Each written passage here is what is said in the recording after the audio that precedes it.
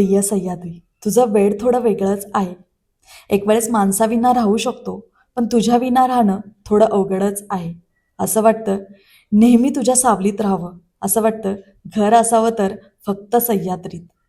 तुझं आणि माझं नातं म्हणजे एक आई मुलीचं नातं. तुझ्या विना सगळं अधुरं आहे. सोमवार ते शुक्रवार जीवावर ढकलावे लागतात. असं वाटतं कधी शनिवार रविवार येतो आणि कधी मी तुझ्या कुशीत येऊन निवांत झोपी जाते. एकदा का तुझा लळा लागला की तो सुटणं कठीणच. तुझ्याबद्दल बोलावं तितकं कमीच. तुझ्या कुशीत येऊन राहायला मला खूप आवडतं. असं वाटतं सगळं सोडून फक्त दऱ्याखोऱ्यांमध्ये भटकत राहावं. पण आईसाठी घरी यावं लागतं हो. आणि तसं कोणी साथीदार देखील नाही, जे ऑलवेज माझ्यासोबत तुझ्या सावलीत भटकायला येतील. तितकीच एक कमी भासते, कारण प्रत्येक ठिकाणी मी आईला घेऊन नाही फिरू शकत.